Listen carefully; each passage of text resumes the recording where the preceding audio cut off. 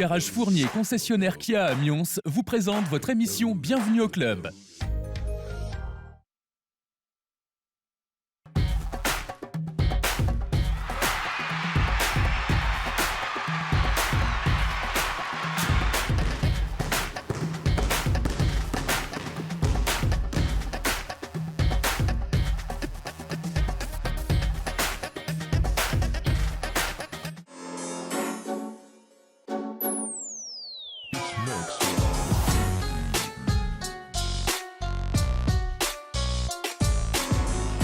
Bonjour à tous et bienvenue sur TLM pour un nouveau numéro de Bienvenue au club, et on a choisi de venir à l'Astrobal, la salle de basket de l'Asvel, pour un match, et pas n'importe lequel, un quart de finale d'Eurocoupe contre Andorre, une équipe espagnole, et on a choisi de vous présenter ce match à travers 4 acteurs. D'abord, pour l'engouement populaire, on aura un supporter, Hugo, et Maxence qui est le speaker. On aura ensuite l'engouement médiatique avec Arnaud Lecomte, grand reporter à l'équipe, qui sera avec nous, et puis on terminera avec Johan Sangaré, le manager général de l'Asvel. Bienvenue au club à l'Astrobal, c'est parti.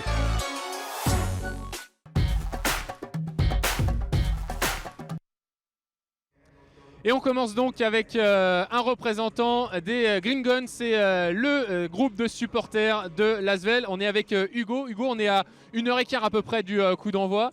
Vous êtes déjà là depuis un petit moment. Racontez-nous un petit peu ce que vous avez déjà fait, comment vous devez mettre en place un petit peu les animations. En tant que responsable matos, je suis venu 2 heures avant le début du match. Donc on voit dans la tribune derrière qu'on a réservé un carré exclusivement pour nos membres. Plus grand que d'habitude ou équivalent à la présence des membres en championnat. D'accord. Donc parce que ce soir on reçoit énormément d'étudiants. Donc on veut que nos membres soient au plus proche du parquet parce que c'est eux qui sont là toute l'année. Alors on veut être unis, groupés, mais les étudiants sont là aussi pour nous aider. Et du coup on va être tous ensemble pour ce grand match. Qu'est-ce que ça représente, Hugo, pour vous personnellement et surtout pour les Green Guns, un quart de finale d'Eurocoupe comme ce soir? C'est un match qu'on aime jouer, qu'on attend toute une saison forcément. On a 2 phases de poule en Coupe d'Europe qui sont parfois assez longues. On a du mal à voir ce que vaut une victoire dans ces on attend la phase poules. Finale finalement. Exactement, on attend les phases finales toute la saison, un peu comme on attend les playoffs en Pro A.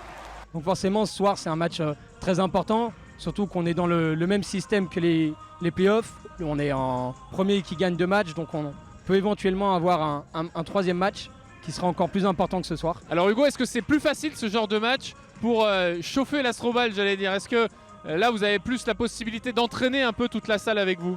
Ouais, c'est toujours plus facile ce genre de match parce que déjà on est aidé par l'Asvel en termes de communication. Ils savent faire venir du monde, ils savent faire venir des étudiants, donc forcément nous derrière. Puis là on peut en parler, mais ils ont mis en place. Oui voilà, ils ont mis en place un système de t-shirts pour tous les spectateurs. Ces phases finales, c'est un peu comme des playoffs de Coupe d'Europe. C'est vraiment le gros match qu'on attend tous, la grosse période. Et pour revenir au public, donc la salle, c'est vrai qu'en championnat n'est pas l'une des plus chaudes de France, mais elle sait répondre présent dans toutes les phases finales.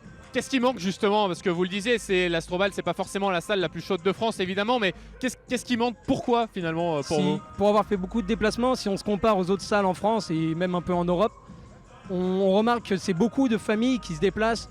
Par exemple dans le nord de la France, on voit énormément de familles, on voit énormément de jeunes qui viennent, des familles qui viennent nombreuses. Et nous, ce qu'on aimerait à l'Astrobal, c'est que fidéliser des familles par des tarifs forcément plus attractifs, pouvoir accueillir plus de monde et pourquoi pas accueillir plus de membres dans notre groupe.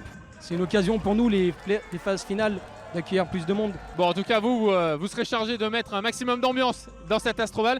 Et pour ça, vous serez aidé par le speaker, évidemment, aussi, puisque c'est un travail d'équipe. C'est Maxence Rissohan qu'on va tout de suite aller voir.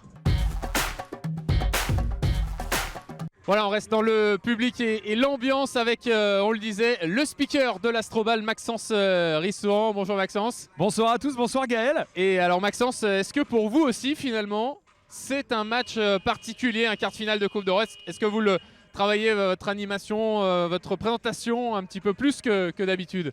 Honnêtement, depuis le début de la semaine, je sens que c'est un match particulier. Je reçois des mails différents, plus de mails que d'habitude, plus de consignes que d'habitude, plus d'appels. On s'est beaucoup calé avec le staff. On arrive dans le stade, il y a une pléthore de maillots blancs pour que le public joue le jeu. Non, franchement, la prépa est différente. Je suis venu 3/4 d'heure plus tôt, ça fait la diff sur le match. Clairement, on est dans une dimension supérieure. Alors là, Maxence, on est à 1 heure du coup d'envoi.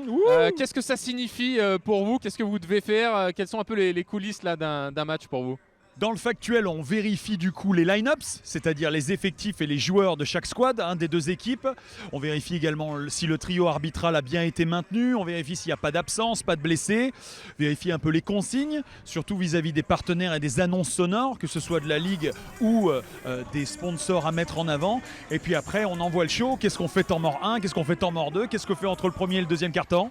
Et qu'est-ce qu'on fait surtout quand le public ne réagit pas forcément? On va le chercher, vous allez dans les tribunes, c'est ça votre boulot? Le bon baromètre pour prendre la température, c'est le AOU. C'est quand on joint les deux mains pour faire trembler les murs de l'Astrobal. Si le AOU commence bien, toute la soirée commence bien. Bon, et si le AOU est un peu timide, il faut faire l'effort supplémentaire. Et est-ce que vous êtes un peu impacté aussi par ce qui se passe sur le parquet? C'est-à-dire si l'Asvel fait un super match, forcément ça va être plus facile d'entraîner les supporters et l'Astrobal. Et sinon, il faut, j'imagine, essayer de trouver des solutions pour quand même maintenir l'ambiance à son maximum. Eh ben oui et non, dans le sens où les deux courbes, elles forment une croix, dans le sens où plus l'Asvel dépasse de la tête et des épaules l'adversaire direct, plus les gens commencent à décrocher, et plus c'est compliqué, plus l'Asvel cravache derrière. 3 points, ça peut relancer et mettre le feu à la salle. Comme quoi, hein. Bon, et comme quoi, il faudrait un match où l'Asvel soit juste derrière tout le match et gagne à la dernière Bim, seconde. le hold-up. Les hold-up, c'est ça la meilleure ambiance. Effectivement, eh bien, on verra si ce sera le cas. Merci beaucoup, en tout cas, Maxence. Merci, et Gaël. puis nous, on va continuer avec un engouement médiatique cette fois. Après le public, on va parler des médias avec un journaliste, Arnaud Lecomte, grand reporter à l'équipe. On a parlé de l'engouement populaire avec les supporters, avec le speaker. Il y a un engouement médiatique aussi. Et on va justement en parler avec Arnaud Lecomte, qui est grand reporter pour le journal L'équipe. Bonjour Arnaud. Bonsoir. Et merci d'être avec nous. Alors, on le disait, ce matin, mardi 5 mars, dans le quotidien, il y avait 2 pages de présentation du match. Votre présence ce soir au match, ça montre justement cet engouement aussi médiatique. Oui, c'est un petit événement quand même parce que le basket français a, vous le savez sans doute, pas mal régressé sur la scène européenne ces dernières années. Ça fait même plus d'une décennie déjà et que ce genre de match européen, il a tous les ingrédients du petit événement. Alors c'est pas de l'Euroleague encore, mais ça n'est qu'un quart de finale.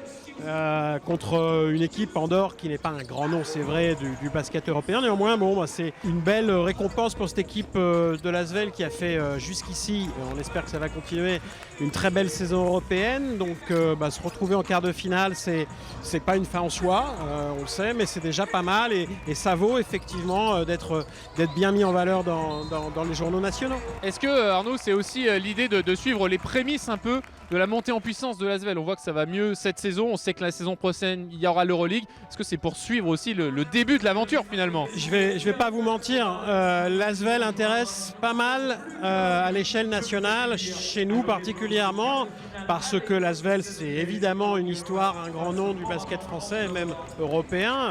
Et là on est évidemment aussi parmi les stars avec Tony Parker, Nicolas Batum qui sont à la tête du club maintenant depuis quelques années, qui ont monté un projet, qui sont en train de démontrer que ce projet prend forme petit à petit. Et l'accession à l'Euroleague au mois de décembre, qui a été validée au mois de décembre pour au moins 2 années, c'est la confirmation, la concrétisation de ces promesses. Donc effectivement, l'Asvel de Tony Parker intéresse énormément. Oui, effectivement, tout est réuni finalement. Il y a au niveau sportif la montée en puissance, les personnes phares à la tête du projet, vous le disiez. Est-ce qu'on peut dire que l'Asvel est devenu, ou plus exactement redevenu, la locomotive du basket français, très clairement? C'est évident, l'Asvel, on sait, est le club au palmarès national, en tout cas le plus fourni du basket français. C'est une marque, un nom qui parle à l'amateur de sport en France. Et aujourd'hui, on sait qu'à travers le projet dont on vient de parler de Tony Parker, on sait que l'Asvel veut redevenir ce qu'il a été pendant des décennies. Et effectivement, aujourd'hui, c'est un projet qui parle beaucoup, je pense, et qu'il a, pour l'instant, pris de vitesse un petit peu les autres projets qui pourraient naître en France, de taille ou de dimension un peu équivalente. Donc l'Asvel a pris un peu d'avance, ça ne veut pas dire que c'est redevenu une locomotive affirmée, il faut encore le démontrer sur le terrain. Bon, il faut aussi des résultats sportifs, effectivement. Merci beaucoup Arnaud Lecomte, grand reporter au journal de l'équipe, d'avoir été avec nous. Et puis nous, on va terminer avec Johan Sangaré, le manager général de l'Asvel. Et notre dernier invité pour cette émission, c'est Johan Sangaré, le manager général de l'Asvel. Bonjour Johan. Bonsoir. Merci d'être avec nous. Johan, c'est un peu le retour des beaux matchs de Coupe d'Europe. Ce soir, alors il y a 2 ans, il y avait eu un quart de finale déjà, mais c'était la Ligue des Champions, c'était la Coupe d'Europe un petit peu en dessous. J'imagine que ça valide un petit peu tout le projet général de l'Asvel de jouer ce genre de match. C'est sûr, ça fait plaisir, ça a déjà un air de play-off. On voit qu'il y a les maillots blancs un peu posés partout sur les sièges. Donc c'est une petite répétition, on se prépare déjà pour des gros événements pour l'année prochaine. Donc ça sera une bonne répétition ce soir et j'espère qu'on pourra avoir le résultat qui va avec. Oui, justement, l'idée c'est, vous pensez déjà à l'année prochaine à l'Euroleague. On rappelle que l'Euroleague viendra pour 2 ans à l'Asvel. Ça permet un peu de voir ce qui fonctionne, de voir ce qu'on peut améliorer aussi. C'est une grande répétition générale, grandeur nature finalement. Ouais, c'est ça, les joueurs ont l'objectif, aujourd'hui de gagner le match. Mais nous, en termes d'organisation, on se prépare pour l'année prochaine aussi. On veut montrer qu'on est capable d'avoir des grands rendez-vous ici à l'Astrobal. Et c'est important pour nous de montrer une belle image ce soir. Sans rentrer tout à fait dans les détails, mais globalement, Johan, qu'est-ce que ça génère un match comme ça, tout ce qui est hors basket, j'allais dire, parce que souvent le public se concentre sur ce qu'il voit sur le parquet, mais en dehors, dites-nous un petit peu tout ce qui, par rapport à un match lambda, un match de championnat normal, qu'est-ce qui change véritablement? Déjà les retours qu'on a par rapport aux gens.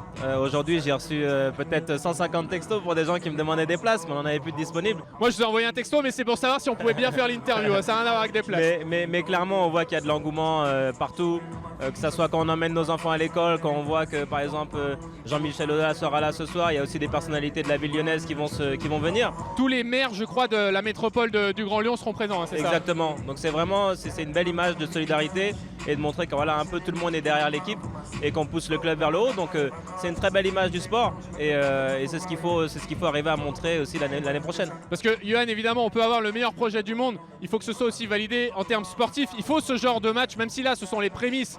Encore une fois, c'est un quart final d'Eurocoupe, mais il faut quand même que la mayonnaise prenne aussi sportivement, forcément. Voilà, je pense qu'on est dans une continuité depuis un moment maintenant, que ce soit l'année passée ou l'année précédente, où on a vu en termes de public, les gens venir, s'approprier un peu les joueurs. Voilà, on a réussi à re-signer pas mal de joueurs aussi dans l'effectif, ça compte. Les gens arrivent à s'identifier à l'équipe. Et maintenant, il faut qu'on continue comme ça. Maintenant, ce qui est important aussi, c'est les résultats sportifs. C'est toujours un plus. Nous, on peut faire ce qu'il y a de mieux en termes d'organisation, mais derrière, il faut que les résultats suivent. Et cette année, on est dans une année où on arrive à lier les deux. Et maintenant, il faut qu'on arrive à décrocher un titre. Bon, on est début mars. Le rendez-vous, ce sera donc fin juin, en fin de saison, pour savoir combien de titres vous aurez décroché. Merci beaucoup, pas de souci, Johan. Merci à tous de nous avoir suivis dans les coulisses d'un match de Coupe d'Europe ici à l'Astrobal. Et on se rejoint très vite et on se retrouve très vite pour un nouveau numéro de Bienvenue au Club sur TLM. Salut.